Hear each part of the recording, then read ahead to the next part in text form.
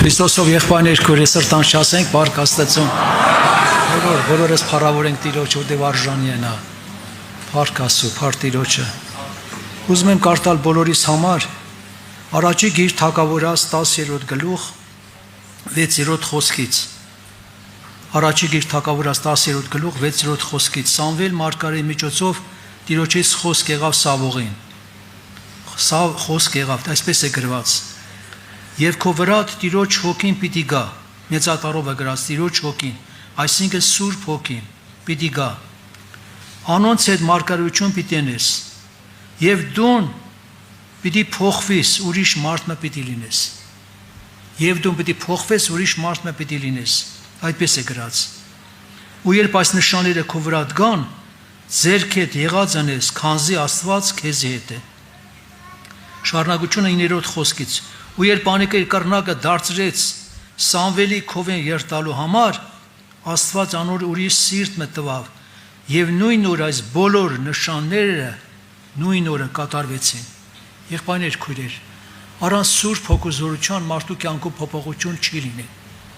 Մենք, որ Աստված մեզ գտածել է, Սուրբ Հոգին է գործել մեր կյանքի մեջ։ Դեռ ինչքան པարզ հին ուխտում էլ այդպես եղել։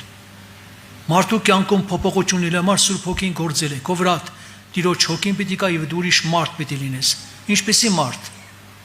Լավ մարդ թե վատ մարդ։ Լավը, փոխված, ազատագրված, մաքուր մարդ։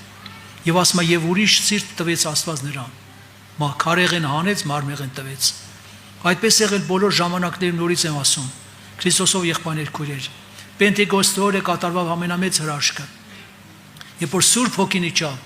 մարդկանց կյանքում հրաշք տեղ ունեցավ։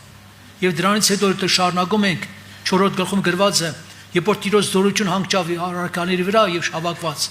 եւ գրված է նրանք մեկ սիրտ, մեկ հոգի են։ Մեկ սիրտ, մեկ հոգի դարձողը Տերն է։ Ովքեր որ Տիրոջ Սուրբ Հոգուն տեղ են տալիս, նրանց կյանքում լինում է փոփոխություն, կատարվում է մաքրություն, կատարվում ազատագրում, կատարվում է բժշկություններ։ Սուրբ Հոգու լեցունության ժամանակ կատարվում է մարգարեություններ։ Դուք նախանձավոր եղեք Քրիստոսի հարս եկեղեցի, նախանձավոր եղեք։ Որովհետև առաքյալներ ասում են.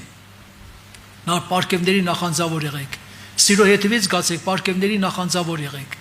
Այնտեղ որտեղ Սուրբ Հոգին գործում է, նշաններ են լինում, հրաշքներ են լինում, բժշկություններ են լինում, մարգարեություն է լինում, հայտություն է լինում, եղբայրներ քույրեր։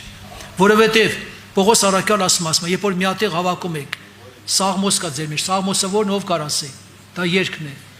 Հետո վարդապետություն կա, դա Աստծո խոսքն է։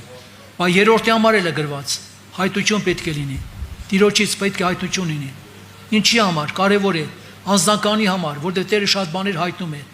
Անձնականը, որը մեկը կարող է տկար է, մեկը կարող է մխիթարության կարիք ունի, մեկը կարող է հորդորանական կարիք ունի, մեկը կարող է վիճակը բացահայտելու մեղ կա, որ ծածկված մեղ կա։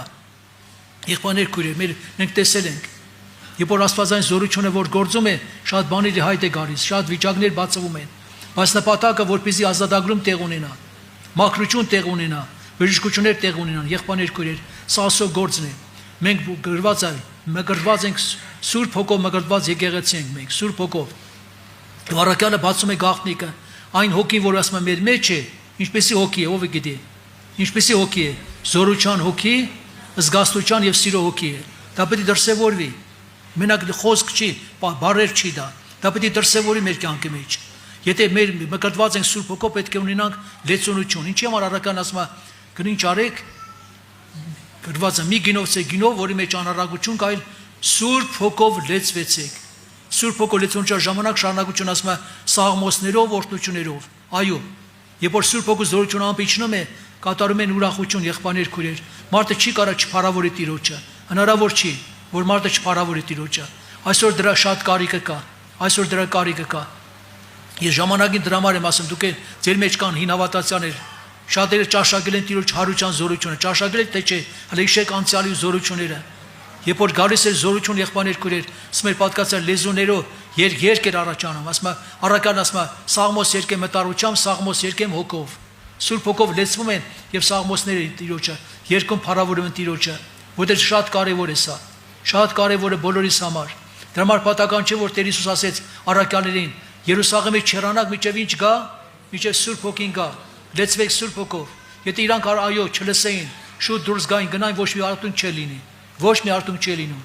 Եղբայրներ քույրեր, բայց նրանց համար պատրաստում էր Սուրբ Հոգին, որ պիտի կատարվի Պենտեկոստեն, եւ դրանից հետո գրված է նրանք Սուրբ Հոգով լեցված սկսեցին ամենտեղ վկայել Քրիստոսի համար, նրա մարդկանց փրկության համար։ Թող Աստված օգնի։